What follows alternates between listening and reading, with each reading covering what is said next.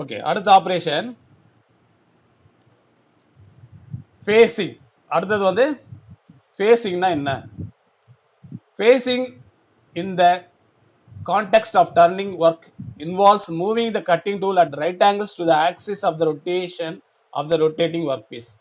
அதாவது சுழன்று கொண்டிருக்கிற ஜாப் இதில் வந்து எப்படின்னா ஃபேஸிங்கிறதுனா என்ன, ஸ்பிண்டில் ஆக்சிஸுக்கு செங்குத்தாக டூல் மூவ்மெண்ட் இருக்கும். அந்த படத்தில் கிளியராக காட்டிருக்கோம் பாருங்கள். அந்த ஏன்ற படத்தில் வந்து பார்த்தீங்கன்னா உங்களுக்கு அந்த மூவ்மெண்ட் எப்படி இருக்குன்னு காட்டிருக்காங்க பாருங்கள். ஸ்பிண்டில் ஆக்சிஸ் மையக்கோடு இருக்குது. அந்த மையக்கோட்டுக்கு செங்குத்தாக டூலு நகரும். ஸ்பிண்டிலோட மையக்கோட்டிற்கு செங்குத்தாக டூல் மூவ்மெண்ட் இயங்கினால் அந்த ஆப்ரேஷனுக்கு பேர் வந்து ஃபேஸிங். அதுதான் வந்து ஃபேஸிங் ஆப்ரேஷன். ஃபேஸிங் ஆப்ரேஷன்லாம் எதுக்கு பண்ணுவாங்கன்னா, ஒரு ஜாபோட நீளத்தை கரெக்டாக பண்ணணும், ப்ளஸ் அந்த டயாமீட்டருக்காக அந்த ஃபேஸ் வந்து பர்பண்டிகுலராக இருக்கணும் அப்படின்றது சுச்சுவேஷனில் கண்டிப்பாக ஃபேஸிங் பண்ணணும். பிளைன் டர்னிங் தான் எதுக்கு பண்ணுவோம், டயாமீட்டர் நமக்கு தேவையான அளவுக்கு வெளிவிட்டத்தை கொண்டு வருவதற்காக பண்ணுற ஆப்ரேஷன் பேர் பிளைன் டர்னிங். ஸோ இப்போ உங்களுக்கு இங்கே காட்டிருக்கோம். இந்த படத்தில் பார்த்தீங்கன்னா உங்களுக்கு தெரியும், இந்த டூல் மூவ்மெண்ட் வந்து இந்த மாதிரி நகருது, செங்குத்தாக நகருது. ஸோ இதுதான் வந்து ஃபேஸிங். இப்போ அடுத்த ஆப்ரேஷன் நம்ம பார்க்க போகிறது வந்து என்னென்னா, பார்ட்டிங்னா என்னன்னு பார்க்கலாம். Partying. This process is also called parting off or cut off, is used to create deep grooves which will remove a completed one or part complete component from its parent stock. அதாவது ஒன்றும் இல்லை, ஜாபை 2 துண்டா ஆக்குறது. இப்போ நம்ம ஃபிட்டரில் என்ன பண்ணுறோம், 2 பீஸாக கட் பண்ணணும்னா என்ன பண்ணுறோம், வச்சு கட் பண்ணல. அந்த மாதிரி லேத்தில் கூட ஒரே பீஸை 2 துண்டுகளாக கட்டி எடுக்கலாம். அந்த மாதிரி 2 துண்டுகளாக கட் பண்ணுறதுக்கு பேர் தான் வந்து என்னது, பார்ட்டிங். அந்த பார்ட்டிங்கிறது டூல் வந்து எப்படி இருக்குன்னா, உங்களுக்கு படத்தில் காட்டுறாங்க பாருங்கள். பார்ட்டிங் டூல் வந்து இப்படி தான் இருக்கும். இந்த டூ இதுதான் வந்து கட்டிங் டூல். இப்போ நான் இந்த காட்டிருக்கேன் பாருங்கள், மவுஸில் இந்த ஏரோ மார்க் காட்டுறேன் இல்லையா, இதுதான் வந்து கட்டிங் டூல், அந்த பார்ட்டிங் டூல். இந்த பார்ட்டிங் டூல் என்ன பண்ணுவாங்க, பார்ட்டிங் ஆப்ரேஷன் பண்ணும்போது ஸ்லோ ஸ்பீடில் போட்டு தான் பண்ணணும். ஸ்பீடெல்லாம் அதிகமாக இருக்கக்கூடாது. ஸ்லோ ஸ்பீடில் போட்டு இந்த டூலை வந்து என்ன பண்ணுவாங்க, டயாமீட்டர்லேருந்து அப்படியே கொஞ்சம் கொஞ்சமாக அப்படி இந்த டயாமீட்டர்லேருந்து இப்படி டச் பண்ணிட்டு அப்படியே உள்ளே வருவாங்க. உள்ளே வந்து கடைசியாக அந்த சென்ட்ராயின் வரைக்கும் போயிடுச்சுன்னா என்ன ஆகும், அது 2 துண்டாக வந்துடும். ஸோ இதுதான் வந்து என்ன, அது பார்ட்டிங் ஆப்ரேஷன். ஸோ இப்போ நம்ம என்னென்ன பார்த்துருக்கோம், பிளைன் டர்னிங் பார்த்தோம், ஸ்டெப் டர்னிங் பார்த்தோம், ஃபேஸிங் பார்த்தோம், அதுக்கப்புறம் பார்ட்டிங்னா 2 துண்டா ஆகிறதா வந்து பார்ட்டிங். இப்போ அடுத்தது நம்ம பார்க்க போகிறது குரூவிங்னா என்ன. இப்போ ஒரு வெளிவிட்டம் இருக்குன்னா, வெளிவிட்டத்தோட அந்த டயாமீட்டர்லேயும் ஒரு குரூவ் எடுக்கலாம். எதுக்கு எடுப்பாங்கன்னா, இப்போ சப்போஸ் ஒரு புஷ் இருக்குது, புஷ்ஷுக்குள்ளே ஒரு ஷாஃப்ட்டு அரெஸ்ட் ஆகும்போது அந்த புஷ்ஷோட அதர் எண்டுலேருந்து லீக் ப்ரூஃபாக வேணும் அப்படின்ற சுச்சுவேஷனில் இந்த வெளிவிட்டத்தில் ஒரு குருவை எடுத்துகிட்டு அதில் ஓரிங்கை ஃபிக்ஸ் பண்ணிட்டு, ஒரு ரப்பர் ஓரிங்கை ஃபிக்ஸ் பண்ணிவிட்டு அப்படியே அந்த ஐடியில் வச்சு ஃபிக்ஸ் பண்ணோம்னா லீக் ப்ரூஃபாக அரெஸ்ட் ஆகும். ஸோ அந்த மாதிரி பண்ணுறது தான் வந்து, அந்த மாதிரி பண்ணுறதுக்கு குரூ தேவைப்படும். குரூ வந்து அந்த உருளையோட வெளிவிட்டத்துலையும் எடுக்கலாம், அந்த ஃபேஸ்லையும் எடுக்கலாம். இப்போ நம்ம இங்கே படத்தில் காட்டிருக்கிறது இங்கே பார்த்தீங்கன்னா, இது வந்து ஃபேஸில் எடுக்கிற ஆப்ரேஷன். இது வந்து ஃபேஸில் எடுக்கப்பட்ட குரூ. இங்கே கீழே இருக்க படத்தில் காட்டிருக்கிறது வந்து அதனுடைய டயாமீட்டர் விட்டத்தில் எடுக்கப்பட்ட குரூ. ஸோ இதுதான் குரூன்றது, இதுதான். அந்த குரூவோட டெஃபினேஷன் இப்போ பார்த்துருவோம். குரூவிங் இஸ் லைக் பார்ட்டிங் மாதிரி தான். பார்ட்டிங் பண்ணுறது கூட என்ன பண்ணுறோம், இதே மாதிரி வேலை ஆப்ரேஷன் தான் பண்ணுறோம். ஆனால் பார்ட்டிங் என்ன பண்ணுறோம், ஃபுல்லாக அந்த டயாமீட்டர் ஃபுல்லாக பண்ணிட்டோம்னா 2 துண்டாகிடும். அந்த மாதிரி முழுவதும் பண்ணாமல் ஒரு குறிப்பிட்ட ஆழத்திற்கு மட்டும் பண்ணுறது தான் என்னது, grooving. So grooving is like parting except that grooves are cut specific depth. நான் சொன்னாலே ஒரு குறிப்பிட்ட ஆழத்துக்கு பண்ணுறது தான் அது. Of severing a completed or part complete component from the stock. So இதுதான் வந்து grooving. அப்புறம் grooving can be performed on internal and external surface. அந்த groove வந்து வெளிவிட்டத்திலையும் பண்ணலாம், உள்விட்டத்திலையும் பண்ணலாம். groove வந்து என்ன பண்ணலாம், வெளிவிட்டத்திலையும் பண்ணலாம், உள்விட்டத்திலையும் பண்ணலாம், ஆஸ் வெல் ஆஸ் அந்த ஃபேஸ் ஆஃப் த பார்ட், ஜாபோட ஃபேஸ்லையும் பண்ணலாம். ஸோ இங்கே நம்ம படத்தில் காட்டிருக்கிறது ஜாபோட ஃபேஸ்லையும் காட்டிருக்கோம், ஜாபோட வெளி விட்டத்திலையும் காட்டிருக்கோம். சப்போஸ் இந்த ஜாப்லேயே வந்து ஒரு உள்விட்டம் இருக்குன்னா அந்த உள்விட்டத்திலையும் கூட குருவை தனியாக பண்ணலாம். அதுக்கு தனியாக ஒரு டூலை கிரைண்ட் பண்ணி அதன் மூலமாக நாம் இன்டர்னல் டயாமீட்டர்லையும் குருவை உருவாக்கலாம். சரி, அடுத்த ஆப்ரேஷன் என்னன்னா போரிங். போரிங்னா என்ன? ஒரு உள்விட்டத்தை எந்த லேத் மிஷினில் உருவாக்குற ஆப்ரேஷன் பேர் தான் போரிங். நீங்கள் பெரும்பாலும் ஜென்ரலாக எல்லாரும் ஒரு கொஸ்டின் கேட்கலாம், சார் உள்விட்டம் உருவாக்குறேன்னா ஒரு ட்ரில் பிட்டை வச்சே டயாமீட்டர் போட்டுடலாமே, ஒரு ட்ரில்லை வச்சு லேத்தில் வந்து ட்ரில் பிட்டை பிடிச்சி துளையிட்டோம்னா ஒரு உள்விட்டம் வந்துட போகுது, அப்புறம் எதுக்கு போரிங் இன்னொன்று பண்ணணும்? அது போரிங் எந்த மாதிரி சுச்சுவேஷனில் பண்ணணும்னா அந்த துளையினோட அளவு ஒரு அன்ஈவன் சைஸாகவோ இல்லை மிகவும் துல்லியமான அளவாகவோ ஒரு +−0.1 டாலரன்ஸில் கொடுக்குறாங்க. அந்த மாதிரி இப்போ உதாரணத்துக்கு 25 mm ட்ரில்லை வச்சுட்டு நம்ம துளை இட்டோம்னா அதோட துளையோட விட்டம் எவ்வளோ வரும்னா ட்ரில் பிட்டை விட 0.05 mm அதிகமாக வரும். அதுதான் ஜென்ரல் கான்செப்ட். அதாவது in all aspects, machine condition, tool conditions, speed, feed எல்லாமே கரெக்டாக இருந்து பண்ணாலும் கூட ட்ரில்லோட டயாமீட்டரை விட 0.05 mm டயாமீட்டர் அதிகமாக வரும். ஆனால் நமக்கு ரிக்யர்மெண்ட் டிராயிங்கில் டயா 25 ±0.01 mm துளை அளவுன்னு கொடுக்குறாங்க. அப்படின்னா என்ன? 24.99 25.01 mm வரைக்கும் தான் அந்த துளையோட அளவு இருக்க வேண்டும். ஸோ அப்போ ட்ரில் போட்டால் நமக்கு என்ன வருது? அளவு 25.05 வந்துடுது. நமக்கு தேவையான அளவை விட அதிகமாக வந்துடுது. அப்போ என்ன பண்ணணும்? நம்ம அந்த 25 விட குறைவான அளவுடைய ட்ரில் பிட்டை முதல்ல போட்டுடணும். 23 இல்லை 24 ட்ரில் பிட்டை போடணும். போட்டுட்டு அதுக்கப்புறம் போரிங் டூல்னு ஒன்று இருக்குது. போரிங் டூல் இந்த படத்தில் காட்டிருக்க பாருங்க, போரிங் டூல்.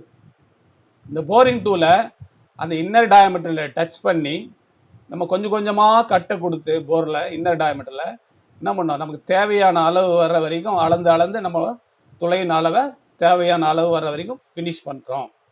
அந்த மாதிரி பண்ணக்கூடிய ஆப்ரேஷன் தான் boring operation. Boring is the precision operation. அதாவது நமக்கு தேவையான துளையின் அளவை துல்லியமாக கொண்டு வருவதற்கு செய்யக்கூடியது தான் வந்து போரிங் ஆப்ரேஷன். அதுதான் அதோட டெஃபினேஷன் தான் இங்கே கொடுத்துருக்காங்க. Enlarging or smoothing on an existing hole created by drilling, molding. அதாவது ட்ரில் மூலமாக துளையிடப்பட்ட துளையோ அல்லது மோல்டு பண்ணதுலேயே வந்து ஒரு துளை இருக்கும், அதை வந்து நமக்கு தேவையான அளவுக்கு போரிங் மூலம் பண்ணி கொண்டு வர்றது தான் வந்து boring operation. That is the machining of internal cylindrical forms by mounting a work piece to the spindle via chuck or face plate. தான் இந்த மாதிரி பிடிச்சிக்கணும் ஜாபை. இங்கே இதுதான் வந்து job. By mounting a workpiece onto the crash slide and crash slideல வச்சும் பண்ணலாம். பட் பெரும்பாலும் நம்ம பண்ணக்கூடியது செக்கில் வச்சு தான் பண்ணுவோம். செக்கில் வச்சு தான் போரிங் ஆப்ரேஷன். ஜாபை வந்து செக்கில் பிடிச்சிக்கணும். டூலை வந்து என்ன பண்ணணும்? டூலை வந்து டூல் போஸ்ட்டில் பிடிக்கணும். டூல் போஸ்ட் எப்படி இருக்கும்? ஏற்கனவே லேத்த மெயின் பார்ட்ஸில் நடத்துனாங்கல்ல, பெட்டு மேலே மூவ் ஆகிறது கேரேஜ் மேலே கிராஸ் ஸ்லைடுக்கு மேலே காம்பவுண்ட் ஸ்லைடுக்கு மேலே தான் என்ன இருக்கும்? டூல் போஸ்ட் இருக்கும். டூல் போஸ்ட்டில் தான் டூலை நம்ம மவுண்ட் பண்ணுவோம். ஸோ இதுதான் வந்து போரிங் ஆப்ரேஷன். அதுக்கடுத்தது நர்லிங். இது நர்லிங்ன்றது உங்களுக்கு நிறைய பேர் ஃபிட்டருக்கு தெரிஞ்சிருக்கும். நர்லிங் ஆப்ரேஷன்னா என்னன்னு தெரிஞ்சிருக்கும். நர்லிங் எதுக்கு பண்ணுறோம்? ஒரு வெளிவிட்டத்தினோட பரப்பு வந்து சொரப்பாக வரணும், நம்ம பிடிக்கிறதுக்கு க்ரீப்பாக இருக்கணும். இப்போ உதாரணத்துக்கு நம்ம ப்ரீக் பஞ்சு, சென்டர் பஞ்செல்லாம் யூஸ் பண்ணுறோம்.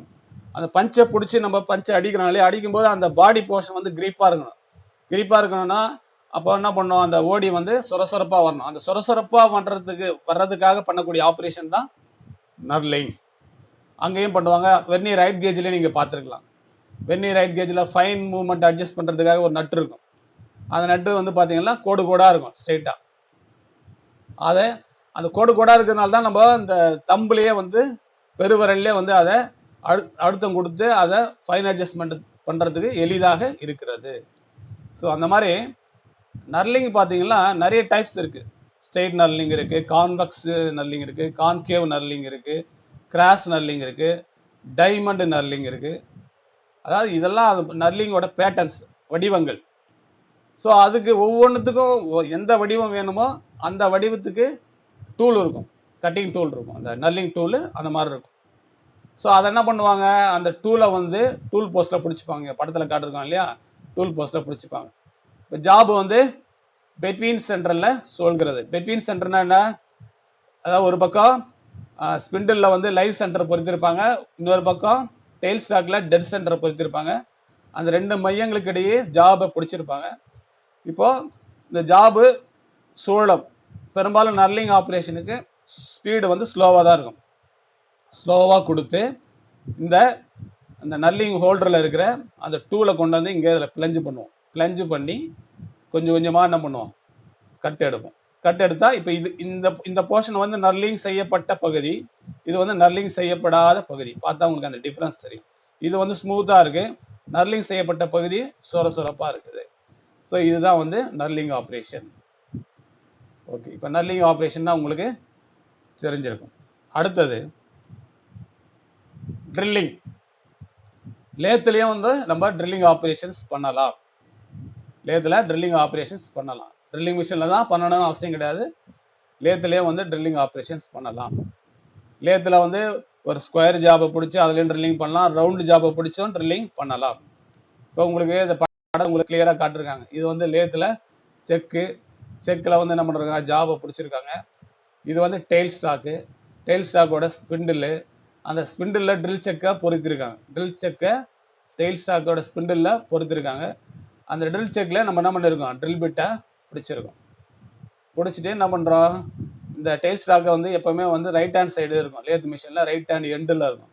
அதை மூவ் பண்ணி கொண்டு வரோம், கிட்ட மூவ் பண்ணி, ஜாபு கிட்ட மூவ் பண்ணி கொண்டு வந்து இந்த பின்னாடி டெயில் ஸ்டாக்கோட இந்த லாக் லீவர் இருக்கு, அதை லீவரை லாக் பண்ணோம்னா டெயில் ஸ்டாக்கு நகராது. அதுக்கப்புறம் நான் என்ன பண்ணுறோம், இந்த ஹேண்டல் இருக்குது பாருங்கள், டெயில் ஸ்டாக் ஹேண்டல் இருக்கு இல்லையா, இந்த ஹேண்டலில் ரொட்டேட் பண்ணி அப்படியே கொஞ்சம் கொஞ்சமாக துளையிடும்போது ஜாபில் கொஞ்சம் கொஞ்சமாக உள்ள துளை ஏற்படும். ஸோ இந்த மாதிரி பண்ணக்கூடியது தான் ட்ரில்லிங். லேத்தில் இந்த மாதிரி தான் ட்ரில்லிங்கை பண்ணுவோம். Drilling is used to remove material from the inside of your work piece. This process utilises standard drill bit held stationary in the tail stock or tool turret of the lathe. இங்கே வந்து இதே மாதிரி தான் lathe, இதில் வந்து drill வந்து நிலையானதாக இருக்கும், ஜாபு சுழன்று கொண்டு இருக்கும். நம்ம ட்ரில்லிங் மிஷினில் பண்ணும்போது என்ன பண்ணுறோம், ட்ரில் பிட்டு சுழலும், ஜாபு நிலையானதாக இருக்கும். ஆனால் லேத்தை பொறுத்த வரைக்கும் ஜாபு சுழலும், ட்ரில் பிட்டு நிலையானதாக இருக்கும்.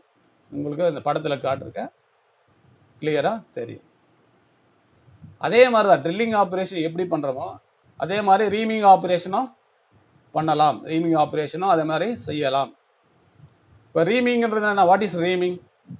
ஏற்கனவே இடப்பட்ட துளை அளவை துல்லியமானதாகவும் துல்லியமான ஃபினிஷிங் கொண்டு வருவதற்கும் பயன்படக்கூடிய முறை தான் வந்து என்னது, ரீமிங். இப்போ ஃபார் எக்ஸாம்பிள் வந்து என்ன பண்ணுறோம், உங்களுக்கு இந்த டூலிங்லாம் பண்ணுறாங்க, டூலிங் ஜாப்லாம் பண்ணும்போது ஒரு ரெண்டு ஜாபை இணைக்கிறதுக்கு என்ன பண்ணுவாங்கன்னா, ஒரு ரீமிடு ஹோலில் டபுள் பின்னை வந்து ப்ரெஸ் ஃபிட் அடிப்பாங்க. ப்ரெஸ் ஃபிட் அடிச்சுட்டு என்ன பண்ணுவாங்க, ரெண்டு ஜாபையும் அலைன் பண்ணிட்டு, ரெண்டு துளையும் அலைன் பண்ணிட்டு டபுள் பின் அடித்தா ரெண்டும் இணைஞ்சிரும், ஜாயிண்ட் ஆகிடும். ஸோ அப்போ என்ன ஆகும், அந்த டபுள் பின்னை அடிக்கக்கூடிய பொருந்தக்கூடிய துளையானது அளவு துல்லியமாக இருக்கணும். ஒரு 3 mm ஹோல் இருக்குன்னா அது எக்ஸாக்டாக 3 mm இருக்கணும். ஏன்னா டபுள் பின் வந்து அதை விட ஒரு 0.01 mm அதிகமாக இருக்கும், 3.01 அதிகமாக இருக்கும். ஸோ அப்போ தான் இந்த துளையின் அளவு கரெக்டாக பக்காவாக இருந்தால் தான் டபுள் பின்னு போய் டைட்டாக பிடிக்கும். ஸோ துளையின் அளவு அந்த மாதிரி ட்ரில்லிங்கில் நம்ம கரெக்டாக எக்ஸாக்ட் சைஸ் கொண்டு வர முடியாது. ஸோ அதுக்கு தான் வந்து என்ன பண்ணுறோம், ரீமரை வச்சு என்ன பண்ணுறோம், ரீமிங் செய்கிறோம். அதாவது இப்போ 3 mm ஒரு துளை அளவு கரெக்டாக வரணும்னா என்ன பண்ணணும், ஒரு 2.9 இல்லை 2.9 ட்ரில்லை போடணும். 2.9 ட்ரில்லை போட்டோம்னா என்ன வரும், துளையின் அளவு 2.95 வரும். இன்னும் நமக்கு இது எவ்வளோ கம்மியாக இருக்குது, 0.05 mm கம்மியாக இருக்குது. ஸோ இப்போது அந்த 2.9 துளையிட்ட ட்ரில்லில் 2.95 ட்ரில் போட்ட துளையில் 3 mm ரீமரை போடலாம். அந்த ரீமர் வந்து எவ்வளோ மெட்டலை வெட்டி எடுக்கும், 0.05 mm அளவுக்கு மெட்டலை வெட்டி எடுத்து துளையின் அளவை துல்லியமாகவும் ஃபினிஷிங்கும் நன்றாகவும் கொண்டு வரும். அப்போ வந்து நீங்கள் என்ன பண்ணலாம், டபுள் பின்னை அடிக்கலாம். ஸோ இந்த மாதிரி பண்ணுறது தான் ரீமிங். அந்த ரீமிங்கை பற்றி டெஃபினேஷன் நீங்கள் பார்த்தீங்கன்னா, the sizing operation that removes a small amount of metal. நான் சொன்னேன் இல்லையா, அதாவது ரீமிங் ஆப்ரேஷன் வந்து நேரடியாக மெட்டலை நேரடியாக துளையை அது ஏற்படுத்தாது. ஏற்கனவே உள்ள துளையை பெரிதுபடுத்தி துளையின் அளவு துல்லியமாகவும் மற்றும் ஃபினிஷிங் நல்லாகவும் கொண்டு வரும். இது நேரடியாக துளைகளை ஏற்படுத்தாது. இது மெட்டலை வெட்டி எடுக்கிறது அதிகப்படியான மெட்டலையும் வெட்டி எடுக்காது. குறைந்த அளவு மெட்டல் தான், ஒரு 0.05 0.1 அதிகபட்சமாக 0.2 mm வரைக்கும் தான் மெட்டலை இதை வெட்டி எடுக்கும். It is done for making internal holes of very accurate diameters. For example, a 6 mm hole is made by a drilling with 5.98 போடுறாங்க, அது 5.8 drill தான், 5.8 mm drill bit and then reamed to accurate dimensions. அதை பற்றி தான் நான் உங்களுக்கு ஏற்கனவே சொன்னேன், எப்படி ரீமிங் செய்வது என்பது. அந்த மாதிரி ரீமிங்கை வந்து நம்ம என்ன பண்ணலாம், ட்ரில்லிங் மிஷின்லேயும் பண்ணலாம், லேத்துலேயும் வந்து என்ன பண்ணலாம். இப்போ இங்கே இதே கண்டிஷனில் தான் என்ன பண்ணுறோம், செக்கு பதில் இங்கே என்ன பண்ணுறோம், ரீமரை மவுண்ட் பண்ணிடுறோம். செக்கில் வந்து இங்கே ட்ரில் பிட் பிடிச்சிருக்கோம் இல்லையா, அந்த ட்ரில் பிட்டுக்கு பதில் ரீமரை பிடிச்சி நம்ம என்ன பண்ணலாம், ரீமிங் ஆப்ரேஷன் செய்யலாம். ஸோ இதுதான் வந்து reaming operation. Next threading. Threading வந்து என்ன, இப்போ ஃபிட்டரை பொறுத்த வரைக்கும் த்ரெட்டிங் என்பது எக்ஸ்டர்னல் த்ரெட் இருக்குது, இன்டர்னல் த்ரெட் இருக்குது. எக்ஸ்டர்னல் த்ரெட்டு நம்ம என்ன பண்ணுறோம், எப்படி உருவாக்குறோம், மேனுவலாக பண்ணுறதுனா என்ன பண்ணுறோம், டை ஸ்டாக்கை பயன்படுத்தி வெளிமறையை உருவாக்குறோம். இன்டர்னல் த்ரெட்டை உருவாக்குறோன்னா என்ன பண்ணுறோம், டேப் ரிஞ்சை பயன்படுத்தி என்ன பண்ணுறோம், இன்டர்னல் த்ரெட்டை உருவாக்குறோம். ஸோ அந்த மாதிரி லேத்துலேயும் வந்து பார்த்திங்கன்னா இந்த டை ஸ்டாக்கு டேப் ரிஞ்ச் இல்லாமையே வெளிமறையும் உள்மறையையும் லேத்தில் உருவாக்கலாம். லேத்தில் வந்து ஒரு சிங்கிள் பாயிண்ட் கட்டிங் டூலை பயன்படுத்தி வெளிமறையையும் உருவாக்கலாம், உள்மறையையும் உருவாக்கலாம். அந்த த்ரெட்டிங் பண்ணணும்னா லேத்தில் இதில் முக்கியமாக வந்து உங்களுக்கு ஏற்கனவே லேத்து பார்ட்ஸ் நடத்தும் போது சொல்லியிருப்பாங்க, லீட் ஸ்க்ரூன்னு ஒன்று இருக்கும் கீழே. இங்கே இந்த இடத்துல உங்களுக்கு லீட் ஸ்க்ரூன்னு இருக்கும் லேத்தில். அந்த லீட் ஸ்க்ரூ வந்து நேராக வரும்போது இந்த ஹெட் ஸ்டாக் இருக்கும், ஹெட் ஸ்டாக்கோட பின்னாடி வந்து கியர்ஸ் இருக்கும். அந்த ஹெட் ஸ்டாக் ஸ்பிண்டிலில் ஒரு கியர் மவுண்ட் பண்ணியிருப்பாங்க பேக் சைடு. அந்த கியர் மூலமாக இந்த லீட் ஸ்க்ரூக்கு ரொட்டேஷன் மூவ்மெண்ட் வரும்.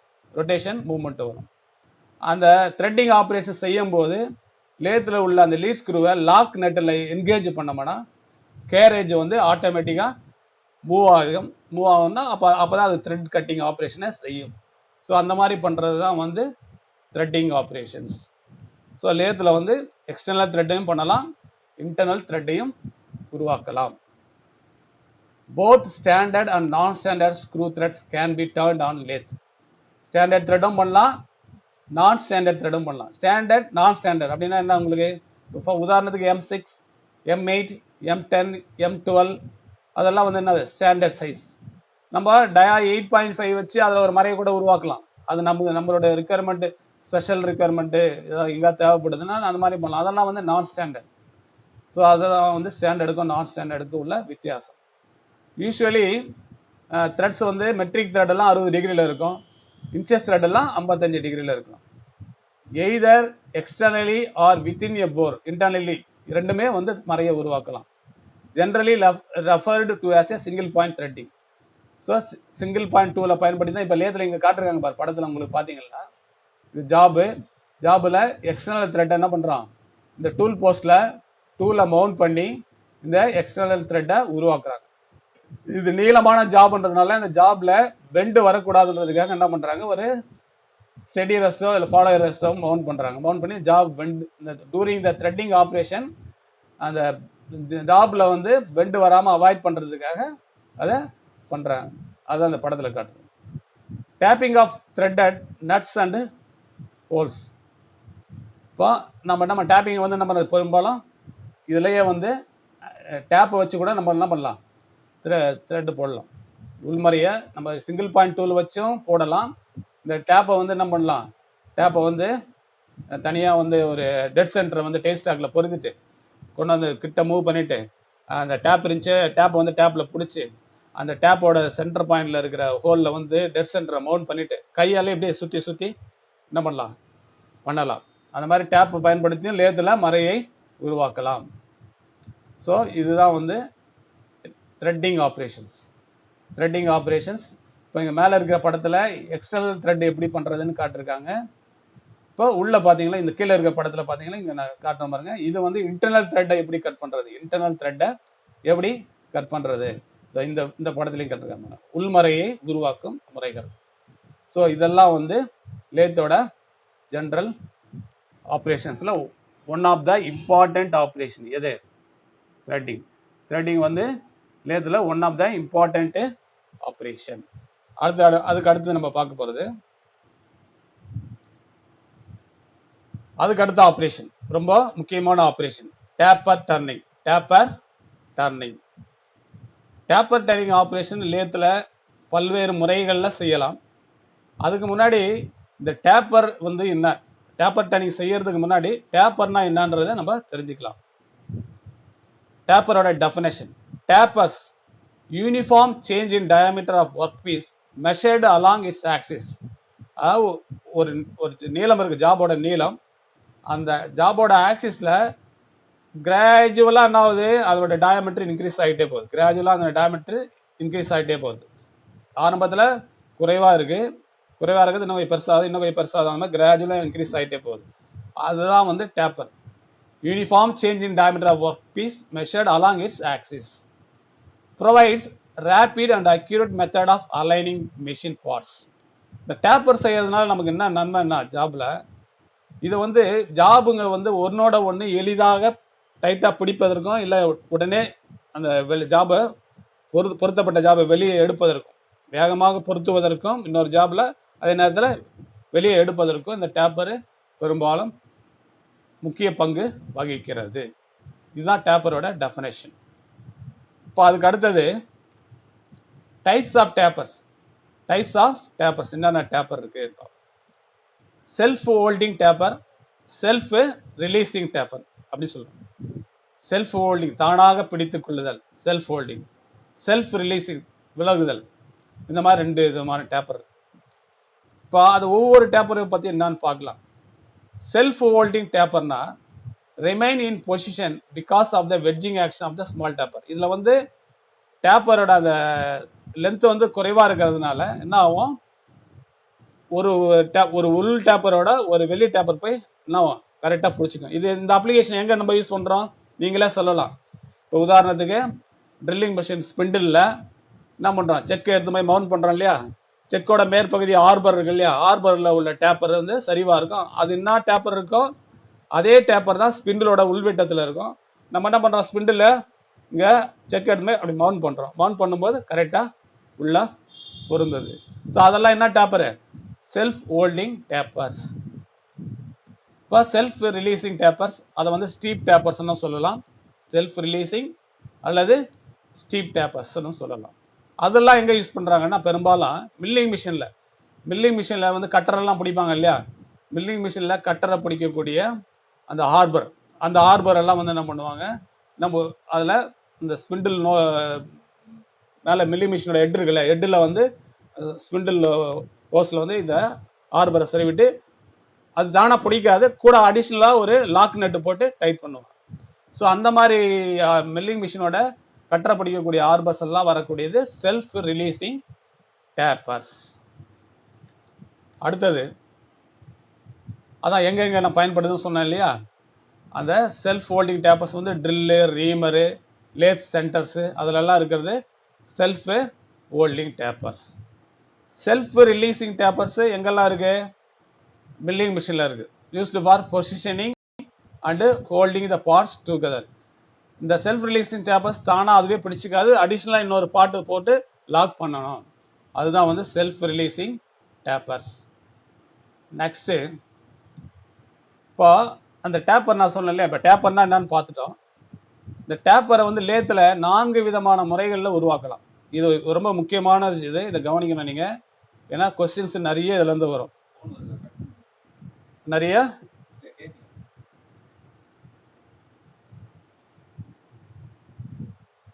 சார் வாய்ஸ் கேட்குதா sir? Hello hello hello hello கேட்குதா sir?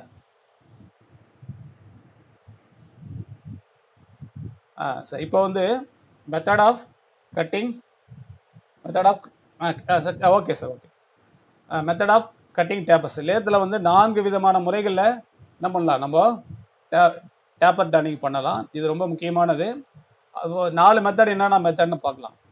Using the tool angle, அதாவது டூலை வச்சே டூலை வச்சே ஃபார்ம் பண்ணலாம். அதாவது என்ன டேப்பர் வேணுமோ அந்த டேப்பரை வந்து டூல்லே கிரைண்ட் பண்ணியிருப்பாங்க, அதை வந்து அப்படியே பிளஞ்ச் பண்ணி எடுப்பாங்க. அதுதான் வந்து யூஸிங் த டூல் ஆங்கிள். அந்த முறையிலும் பண்ணலாம். அப்புறம் setting the angle on the compound slide. Compound ஸ்லைடில் என்ன பண்ணலாம், காம்பவுண்ட் ஸ்லைடை யூஸ் பண்ணியும் டேப்பர் டர்னிங் பண்ணலாம். டெயில் ஸ்டாக்கை ஆஃப்செட் பண்ணியும் பண்ணலாம். அப்புறம் டேப்பர் டர்னிங் அட்டாச்மெண்ட்னு இருக்குது. டேப்பர் டர்னிங் அட்டாச்மெண்ட்னு ஒன்று தனியாக இருக்குது. அது ஒரு அடிஷ்னல் அக்சசரி. அதை யூஸ் பண்ணியும் நம்ம டேப்பர் டர்னிங்கை பண்ணலாம். இப்போ நான் சொன்ன ஃபஸ்ட்டு டூல் ஆங்கிள் மெத்தட்ன்றது தேவையான டேப்பரை டூல்லே ஆல்ரெடி ஃபார்ம் பண்ணி வச்சுருப்பாங்க, அதை அப்படியே பிளஞ்ச் பண்ணி எடுக்கிறோம். அது ரெண்டாவது காம்பவுண்ட் ஸ்லைடுன்றது டேப்பர்ஸ் குறைவான நீளமுடைய டேப்பர் எல்லாம் மட்டும் இந்த காம்பவுண்ட் ஸ்லைடு மெத்தடில் பண்ணலாம். காம்பவுண்ட் ஸ்லைடு எதில் இருக்கும், அந்த கேரேஜ் மேலே கிராஸ் ஸ்லைடு மேலே காம்பவுண்ட் ஸ்லைடு மேலே டூல் போஸ்ட் இருக்கும். இந்த காம்பவுண்ட் ஸ்லைடை வந்து நம்ம ரொட்டேட் பண்ணி தேவையான கோணத்துக்கு திருப்பி வெளி டேப்பரும் பண்ணலாம், உள் டேப்பரும் பண்ணலாம், எக்ஸ்டர்னல் டேப்பரும் பண்ணலாம், இன்டர்னல் டேப்பரும் பண்ணலாம். அந்த காம்பவுண்ட் ஸ்லைடு குறிப்பிட்ட கோணத்துக்கு திருப்பிட்டு அந்த காம்பவுண்ட் ஸ்லைடை மூவ்மெண்ட்டை பண்ணி குறைவான நீளமுடைய டேப்பரெல்லாம் இந்த மெத்தடில் செய்யலாம். அப்புறம் ஆஃப்செட் த டெயில் ஸ்டாக். இப்போ டெயில் ஸ்டாக் வந்து எப்போவுமே லேத்தோட ரைட் ஹேண்ட் சைடில் இருக்கும், லெஃப்ட் ஹேண்ட் சைடில் ஹெட் ஸ்டாக் இருக்கும், அதில் ஸ்பிண்டில் இருக்கும்.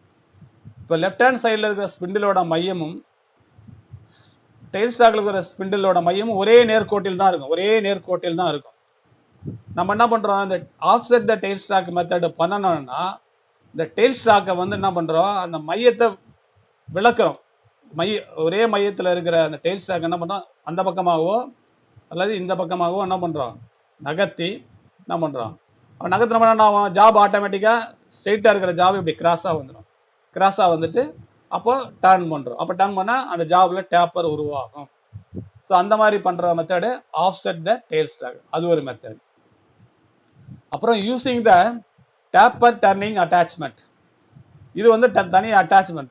இது அட்டாச்மெண்ட் எப்படி இருக்குன்னா, அந்த அக்சசரிஸ் கொண்டாந்து நம்ம மவுண்ட் பண்ணிடணும். அந்த கேரேஜில் மவுண்ட் பண்ணிட்டோம்னா இதில் வந்து ஜாப் வந்து கரெக்டாக பேரலாக தான் இருக்கும். அதில் அந்த அட்டாச்மெண்ட்டில் இருக்கிற டூல் வந்து டேப்பராக மூவ் ஆகும். அந்த அட்டாச்மெண்ட்டில் இருக்கிற டூல் வந்து டேப்பராக மூவ் ஆகும்போது அப்போ ஜாபில் டேப்பர் உருவாகும். ஸோ அந்த மாதிரி பண்ணுறது தான் taper turning attachment method. So இந்த மாதிரி 4 மெத்தடில் லேத்தில் வந்து நம்மள டேப்பர் டர்னிங் பண்ணலாம். அடுத்தது இப்போ டெயில் ஸ்டாக் ஆஃப்செட் பண்ணி டேப்பர் பண்ணுறோன்னு சொன்னோம் இல்லையா, அந்த மாதிரி பண்ணோன்னா அதுக்கு ஒரு ஃபார்முலா இருக்குது. அந்த ஃபார்முலா யூஸ் பண்ணி நம்ம அந்த டெயில் ஸ்டாக்கை எவ்வளோ தூரம் ஆஃப்செட் பண்ணணும் அப்படிங்கிறத கண்டுபிடிச்சிட்டு அது அந்த ஆன்சர் எவ்வளோ வருதோ அவ்வளோ எம்எம்முக்கு டெயில் ஸ்டாக்கை மூவ் பண்ணி நம்ம டேப்பரை உருவாக்கணும். அது எப்படி கண்டுபிடிக்கிறதுனா அதுக்கு என்ன ஃபார்முலான்னா, tail stock offset is equal to capital D minus small D by 2L small L into capital L. இதில் கேபிட்டல் டின்றது காட்டுருங்க பாருங்க, படத்தில் காட்டுருங்க பாருங்க. உங்களுக்கு படத்தில் காட்டினீங்கன்னா இதுதான் வந்து லார்ஜர் டயாமீட்டர், இதுதான் வந்து கேபிட்டல் டி. அப்புறம் ஸ்மால் டின்றது இது வந்து இந்த ஸ்மால் டயாமீட்டர், இது ஸ்மால் டயாமீட்டர், இங்கேருந்து இது ஸ்மால் டயாமீட்டர். அப்புறம் இந்த ஸ்மால் எல்லுங்கிறது இந்த டேப்பரோட நீளம் மட்டும், அதாவது இங்கிருந்து இது வரைக்கும் உள்ளதான் ஸ்மால் எல். கேபிட்டல் எல்ன்றது ஜாபோட மொத்த நீளம், இங்கிருந்து இது வரைக்கும் ஜாபோட மொத்த நீளம். ஸ்மால் எல்ன்றது டேப்பரோட நீளம் மட்டும் ஸ்மால் எல், ஜாபோட மொத்த நீளம் கேபிட்டல் எல். ஸோ இந்த ஃபார்முலா யூஸ் பண்ணி தான் நம்ம என்ன பண்ணோம், டேப்பரை அந்த ஆஃப்செட்டை எவ்வளோன்னு கண்டுபிடிக்கணும். அந்த ஆஃப்செட் எவ்வளோ வருதோ அந்த ஆஃப்செட்டுக்கு எம்எம் என்ன பண்ணோம், டெயில் ஸ்டாக்கை மூவ் பண்ணி டேப்பரை நம்ம டர்ன் பண்ணலாம். இது டெயில் ஸ்டாக் ஆஃப்செட் மெத்தடான கால்குலேஷன். அதுக்கு அடுத்தது compound slide using compound slide. நான் சொன்னேன் இல்லையா, லேத்தில் காம்பவுண்ட் ஸ்லைடை யூஸ் பண்ணி நீளம் குறைவாக உடைய டேப்பரை நம்ம டர்ன் பண்ணலாம். அதுக்கு ஒரு தனி ஃபார்முலா இருக்குது. இப்போ இதுதான் வந்து ஜாபு, உங்களுக்கு ஜாபு கொடுத்துருக்காங்க. இது வந்து பிக்கர் டயாமீட்டர், D1ன்றது பிக்கர் டயாமீட்டர், D2ன்றது ஸ்மாலர் டயாமீட்டர். இது அந்த ஜாபோட அந்த சரிவோட நீளம். இதுக்கு ஃபார்முலா என்னன்னா tan θ is equal to D1 capital D1 minus capital D2 divided by 2 capital L. So D1ன்றது இந்த டயாமீட்டர், D1ன்றது உங்களுக்கு தெரியும் இந்த டயாமீட்டர், இந்த D1ன்றது இந்த டயாமீட்டர், அப்புறம் D2ன்றது இந்த டயாமீட்டர், அந்த வேல்யூ இங்கே போட்டுடணும். 2Lன்றது இந்த லென்த்து, இந்த லென்த்து, இங்கேருந்து இந்த லென்த்தை போட்டு வர்றது வந்து நமக்கு என்ன வரும், மொத்த கோணம் இன்க்ளூடட் ஆங்கிள் தான் வரும். இந்த இன்க்ளூடட் ஆங்கிளை நம்ம செட் பண்ணக்கூடாது. இதில் பாதி, இந்த இன்க்ளூடட் ஆங்கிளில் பாதி என்னவோ அந்த ஆங்கிளை தான் நம்ம என்ன பண்ணோம், காம்பவுண்ட் ஸ்லைடில் செட் பண்ணணும். இப்போ உதாரணத்துக்கு இதில் வந்து 60 டிகிரி வருதுன்னா 30 டிகிரி தான் வந்து நம்ம காம்பவுண்ட் ஸ்லைடில் செட் பண்ணணும். செட் பண்ணால் அப்போ அந்த டேப்பரு கரெக்டாக உருவாகிடும்.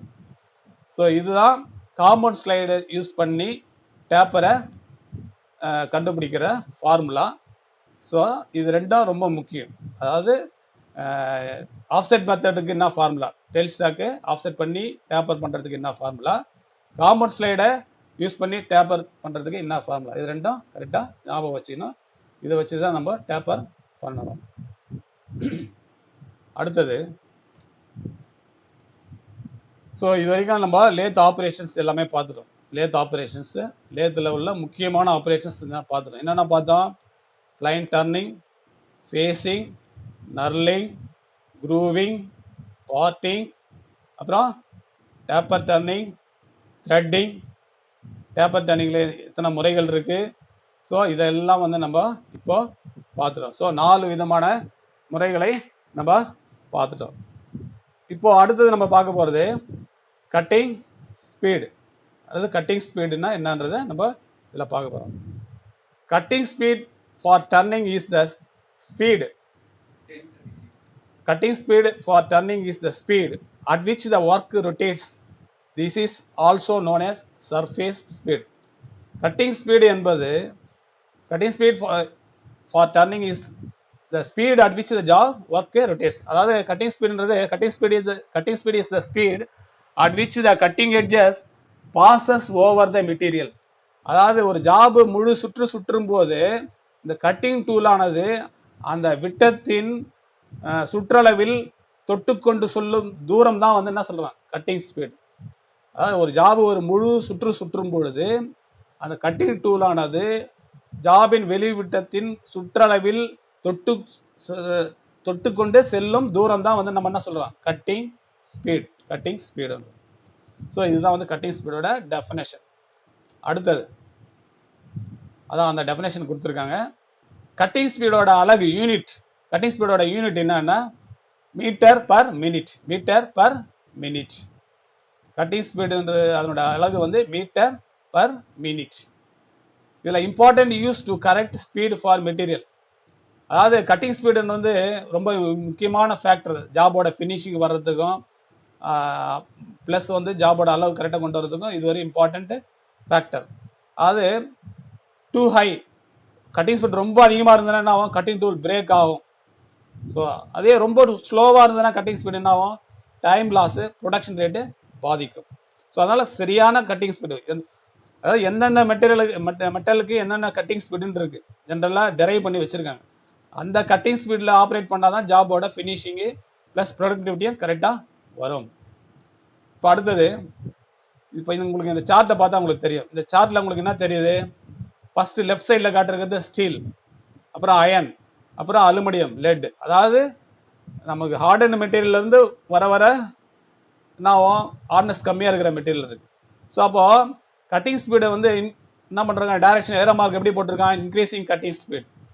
அதாவது ஹார்டன் மெட்டீரியலாக இருந்தால் கட்டிங் ஸ்பீடு கம்மியாக இருக்கணும், ஹார்ட்னஸ் குறைவாக இருக்கிற மெட்டலாக இருந்தால் கட்டிங் ஸ்பீடு அதிகமாக இருக்கணும். இப்போ லெட்டுன்றது சாஃப்ட் மெட்டீரியல், ஸ்டீல்ன்றது ஹார்டு மெட்டீரியல். ஸோ அப்போ ஸ்டீல் மெட்டீரியல்னா ஸ்பீடு வந்து கம்மியாக இருக்குது கட்டிங் ஸ்பீடு, லெட்டுன்றது சாஃப்ட் மெட்டல், அப்போது கட்டிங் ஸ்பீடு அதிகமாக இருக்குது. ஸோ அந்த மாதிரி the softer the work material the faster the recommended cutting speed. அதை வந்து சிம்பிளாக உங்களுக்கு புரியணுன்றதுக்காக இந்த ஸ்லைடில் உங்களுக்கு காட்டுறது. அடுத்தது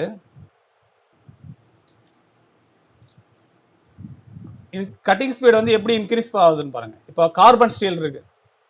கார்பன் ஸ்டீல்ன்றது வந்து கார்பன் கண்டென்ட்டு ஓரளவு மீடியமாக இருக்குது. ஹை ஸ்பீடு ஸ்டீல் அதை விட ஹார்டன், கார்பைடு மெட்டல் அதை விட ஹார்ட்னஸ் அதிகம். அதே மாதிரி தான் ஜென்ரலாக அதே ப்ரொபோர்ஷன் முன்னாடி காட்டின அதே சார்ட்டு தான்.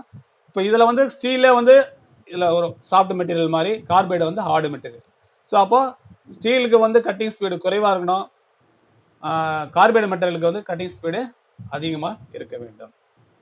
த hardness of the cutting tool, அதான் இப்போ நம்ம சொல்கிறது வந்து கட்டிங் டூலோட the hardness of the cutting tool material has a great deal to do with the recommended cutting speed.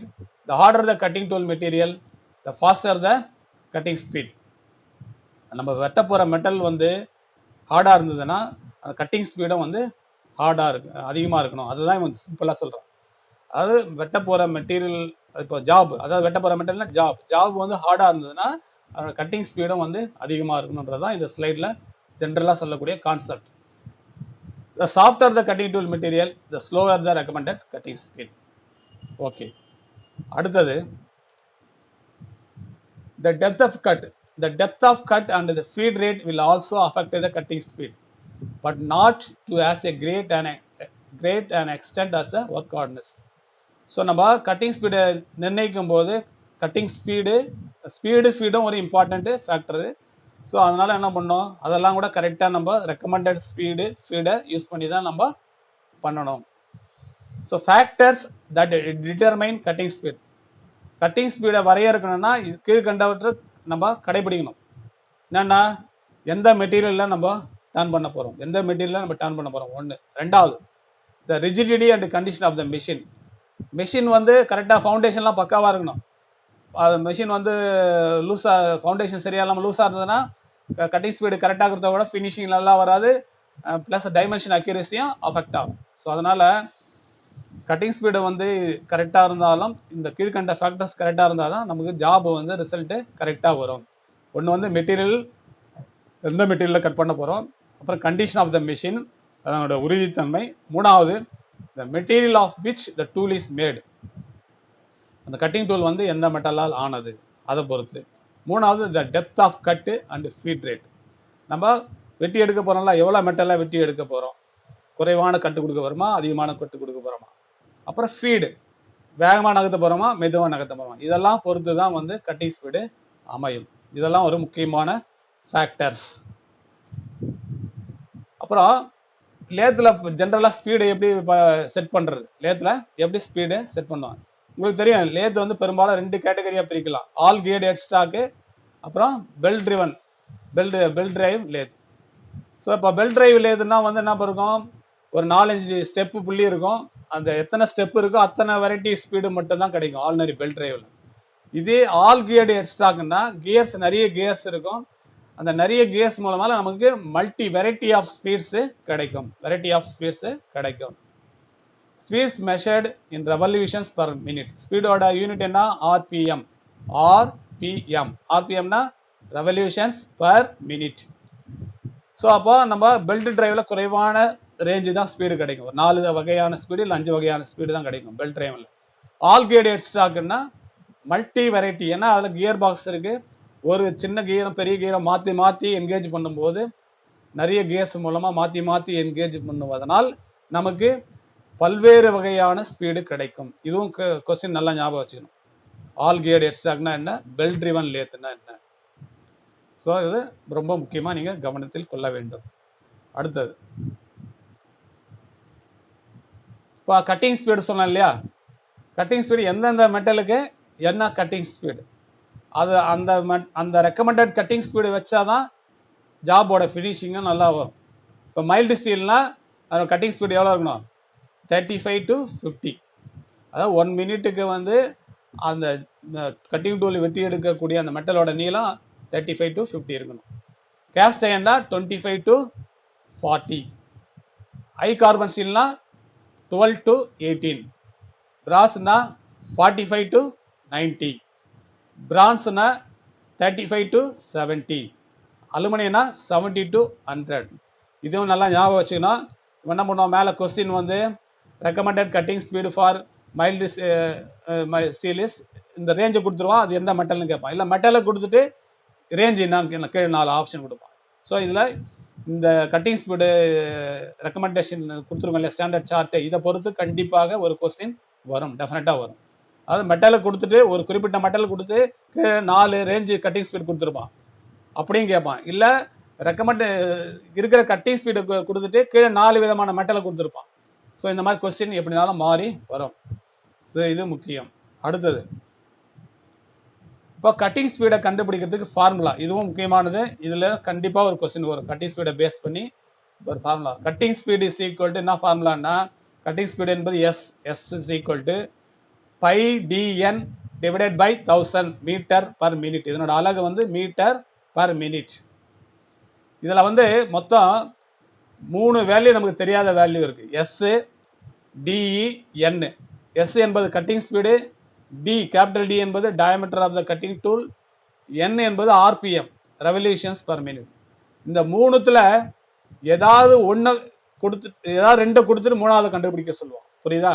இப்போ கட்டிங் ஸ்பீடு கண்டுபிடிக்கணும்னா டியும் எண்ணும் கொடுத்துருவான். டயாமீட்டர் ஆஃப் த டூல் கண்டுபிடிக்க சொன்னால் கட்டிங் ஸ்பீடும் ஆர்பிஎம்மும் கொடுத்துருவான். ஆர்பிஎம் கண்டுபிடிக்கணும்னா கட்டிங் ஸ்பீடும் டயாமீட்டர் ஆஃப் த டூலும் கொடுத்துருவான். ஸோ இந்த 3 வேல்யூவில் ஏதாவது 2 வேல்யூ கொடுத்துட்டு 3வது வேல்யூவை கண்டுபிடிக்க சொல்லுவான். ஸோ இதுதான் முக்கியமான ஃபார்முலா, இதை ஞாபகம் வச்சுக்கணும். ஸோ இதில் cutting speed is equal to என்ன formula, pi TN by 1000 metre per minute. S is equal to cutting speed, D is equal to diameter of the material, N is equal to RPM. இப்போ அதுக்கு அடுத்தது அதுதான் வந்து இப்போ எப்படி அதுன்றது ஒரு சின்ன அது முன்னாடி காட்டின ஃபார்முலாவை. இப்போ இதில் வந்து முன்னாடி நம்ம கட்டிங் ஸ்பீடு கண்டுபிடிச்சோம், இப்போ N கண்டுபிடிக்கிறாங்க. இந்த இப்போ நான் காட்டிருக்க ஸ்லைடில் N is equal to 1000 into S per pi D. So இந்த மாதிரி இந்த 3 வேல்யூவில் 2 வேல்யூ கொடுத்துட்டு ஒரு வேல்யூ கண்டுபிடிக்க சொல்லுவான். இந்த ஒரு ஃபார்முலா வச்சு 3த்தையும் மாற்றி மாற்றி சப்ஸ்டியூட் பண்ணி கண்டுபிடிக்கலாம். அடுத்தது ஸோ இது வரைக்கும் நம்ம எல்லாம் பார்த்துட்டோம். லேத்தோட ஜென்ரல் ஆப்ரேஷன்ஸ் பார்த்துட்டோம். அப்புறம் டேப்பர்னா அதனோட டெஃபினேஷன் பார்த்துட்டோம். அப்புறம் அதனோட டேப்பர் கால்குலேஷன்ஸ் எப்படி கண்டுபிடிக்கிறது, அதாவது காம்பவுண்ட் ஸ்லைடை யூஸ் பண்ணி எப்படி டேப்பர் கண்டுபிடிக்கிறது, அதுக்கு என்ன ஃபார்முலா. அப்புறம் டெயில் ஸ்டாக் ஆஃப்செட் பண்ணி எப்படி கண்டுபிடிக்கிறது, அதுக்கு ஒரு ஃபார்முலா, அதை பார்த்துட்டோம். அப்புறம் கட்டிங் ஸ்பீடு அதனோட ஃபார்முலா, அந்த கட்டிங் ஸ்பீடு ஃபார்முலா வச்சு 3 விதமான கொஸ்டின் எப்படி வரும் அப்படிங்கிறதையும் நம்ம பார்த்துட்டோம். ஏன்னா கட்டிங் ஸ்பீடில் 3 வேல்யூ இருக்குது, அதில் ஏதாவது 2 வேல்யூ கொடுத்துட்டு ஒரு வேல்யூ அந்த ஒரு ஃபார்முலா வச்சு மாற்றி மாற்றி கொஸ்டின் வரும். Cutting speed is equal to S is equal to pi TN by 1000 metre per minute. So இது வரைக்கும் நம்ம கிளாஸில் இன்றைக்கி ஃபுல்லாக எல்லாமே என்ன நமக்கு அலாட் பண்ண டாபிக்ஸ் எல்லாமே பார்த்துட்டோம். Lathe operations, taper definitions and its calculations, அப்புறம் cutting speed and its calculations பார்த்தோம். ஸோ இப்போ நம்ம இது வரைக்கும் பார்த்த அந்த சாப்டர்லேருந்து ஒரு சின்ன ஒரு 6 கொஸ்டின் குவிஸ் மாதிரி கேட்கலாம். அதை உங்களுக்கு பார்த்தாலே இப்போ உங்களுக்கு தெரியும். ஃபஸ்ட்டு கேள்வி என்னென்னா, what is the unit of cutting speed in turning? So என்ன உங்களுக்கு அல்டிமேட்டாக உங்களுக்கு தெரியும், நான் இப்போ தான் சொன்னேன், ஜஸ்ட்டு மீட்டர் பர் மினிட் என்பது தான் அதனோட ஆன்சர். மீட்டர் பர் மினிட் என்பது தான் அதனோட ஆன்சர். ரெண்டாவது கேள்வி, what is the defect caused if the tool is not set to the correct centre right while facing? லேத்தில் ஜாபை எந்த ஆப்ரேஷன் பண்ணாலும் டூலை வந்து என்ன பண்ணணும், கரெக்டான சென்டர் ரைட்டை செட் பண்ணணும். சென்டர் ரைட் என்பது என்ன, அந்த ஸ்பிண்டிலோட மையம் என்ன இருக்கோ அந்த ஸ்பிண்டிலோட மையத்துக்கு இணையாக அந்த வெட்டு முனையும் இருக்கணும். ஸ்பிண்டிலோட மையமும் வெட்டு முனையோட மையமும் ஒரே நேர்கோட்டில் இருக்கணும். அந்த மாதிரி செட் பண்ணணும். அந்த மாதிரி செட் பண்ணலன்னா, ஃபேஸிங் பண்ணும்போது அந்த மாதிரி சென்டர் ரைட்டு செட் பண்ணலன்னா என்ன ஏற்படும்னு கேள்வி கேட்குறான். கான்வெக்ஸ் ஃபேஸ், அதாவது மேடான ஃபேஸ் பண்ணும்போது மேடாக வருமா ஃபேஸு, கான்கே ஃபேஸ் பண்ணும்போது பள்ளமாக வருமா அந்த ஃபேஸு, அப்புறம் அந்த பிப்பு ஒன்று அங்கே நிற்கும் அந்த ஃபேஸில், அது வந்து சென்டரை விட கீழே இருக்குமா, இல்லை அங்கே பிப்புன்றது என்னன்னா ஒரு சின்னதாக ஒரு டயாமீட்டர் இருக்கும். அந்த பிப்பு வந்து கரெக்டாக சென்ட்ரலில் இருக்குமா அப்படிங்கிறான். ஸோ சென்ட்ரைட்டு கரெக்டாக செட் பண்ணலன்னா ஃபேஸில் அந்த கரெக்டாக சென்டரில் வந்து ஒரு பிப்பு சென்டரில் தான் இருக்கும். அப்போ ஆன்சர் வந்து என்ன அது? டி. அதுதான் வந்து ஆன்சர். அதுக்கு அடுத்தது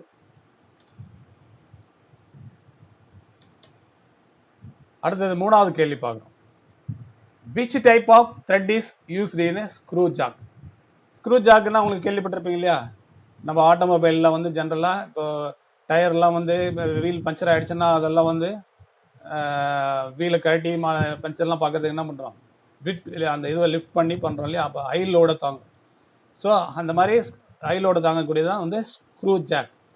அந்த ஸ்க்ரூ ஜாக்கில் பயன்படுத்தக்கூடிய த்ரெட் என்னன்னு கேள்வி கேட்குறாங்க. வி த்ரெட்டா, ஆக்மி த்ரெட்டா, ஸ்கொயர் த்ரெட்டா, ட்ரெபிசாய்டல் த்ரெட்டான்னு கேட்குறாங்க. ஸோ அது வந்து அப்போ என்ன அது? ஸ்கொயர் த்ரெட் தான் அல்டிமேட்டாக என்ன ஆகும்? ஹையர் லோடை தாங்கும். ஸோ அது answer is square thread. Fourth question. What is the name of operation in which the edges of the faces of the external diameter and bore diameters are beveled? அதாவது ஒரு வெளிவிட்டமோ அல்லது உள்விட்டமோ அதனுடைய முனையை வந்து என்ன பண்ணுறோம்? சரிவுபடுத்துகிறோம். வெளிவிட்டமோ அல்லது உள்விட்டமோ அந்த முனையை வந்து கையை கிழிச்சிக்காமல் இருக்கிறதுக்காக, ஷார்ப்பாக இருந்தால் என்ன ஆகும்? கையை கிழிச்சிக்கும். அந்த கையை கிழிச்சிக்காமல் இருக்கிறதுக்காக அந்த முனையை சரிவுபடுத்துகிறோம். அந்த சரிவுபடுத்துகிற முறைக்கு என்ன பெயர்னு கேட்குறாங்க. நர்லிங்கா, ஃபேஸிங்கா, சாம்ஃபரிங்கா, பார்ட்டிங்கா? அப்போ அந்த முனையை வந்து ஷார்ப் எட்ஜஸை பிரேக் பண்ணுற முறைக்கு பேர் வந்து என்னது? சாம்ஃபரிங். ஸோ அப்போ ஆன்சர் இஸ் சி, சாம்ஃபரிங். அடுத்தது 5th question. What is the name of the operation of enlarging and truing existing drilled hole? ஏற்கனவே உள்ள துளையை ட்ரில்லில் இதில் லேத்தில் பெருசுப்படுத்துகிறோம். அந்த துளையை ட்ரூ பண்ணி என்ன பண்ணுறோம்?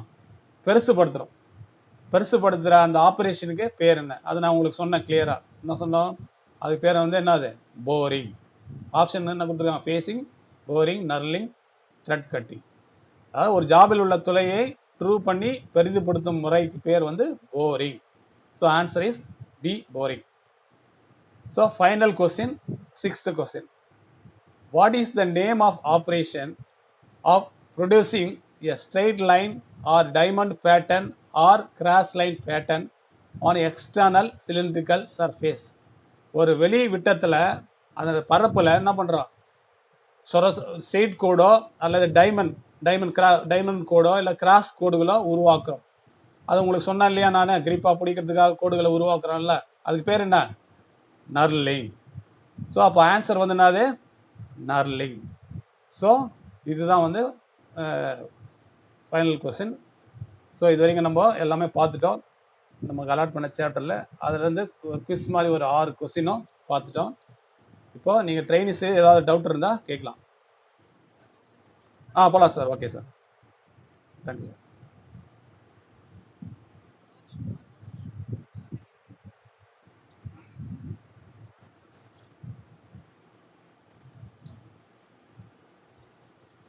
சரி sir, okay sir.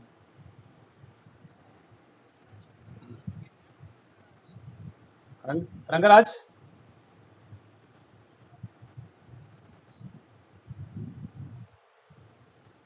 Okay sir.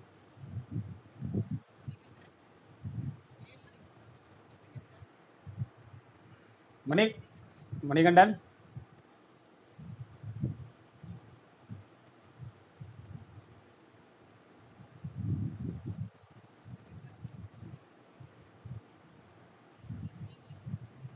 என்னப்பா? ஹலோ. த்ரெட்டிங்னா என்ன? த்ரெட்டிங்கிறது லேத்தில் வந்து பார்த்தீங்கன்னா எப்படி நம்ம ஆர்டினரி மேனுவலாக வந்து டேப்பர் ரிச்சை பயன்படுத்தி உள்மறையை உருவாக்குறோம். அதே மாதிரி டை ஸ்டாக்கை பயன்படுத்தி மேனுவலாக என்ன பண்ணுறோம்? வெளிமறையை உருவாக்குறோம். அதே மாதிரி லேத்தில் வந்து வெளிமறையையும் உருவாக்கலாம், உள்மறையையும் உருவாக்கலாம். சிங்கிள் பாயிண்ட் கட்டிங் டூலை பயன்படுத்தி வெளிமறையையும் உள்மறையையும் லேத்தில் உருவாக்கலாம். அதே டேப்பை கொண்டு லேத்தில் உள்மறையை உருவாக்கலாம். அதே டையை பயன்படுத்தியும் லேத்தில் என்ன பண்ணலாம், டெயில் ஸ்டாக்கை சப்போர்ட் பண்ணி என்ன பண்ணணும், அரெஸ்ட் பண்ணிவிட்டு அதே மாதிரி அதே கட்டிங் டூலை பயன்படுத்தியும் லேத்தில் வந்து வெளிமறை உள்மறையை உருவாக்கலாம். அந்த கட்டிங் டூல் இல்லாமல் சிங்கிள் பாயிண்ட் கட்டிங் டூலை பயன்படுத்தியும் உள்மறையையும் வெளிமறையையும் உருவாக்கலாம். ஓகேப்பா? Okay sir.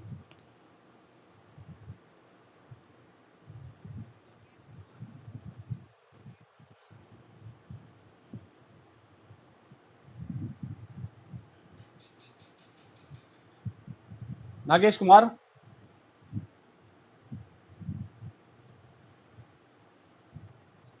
Okay sir.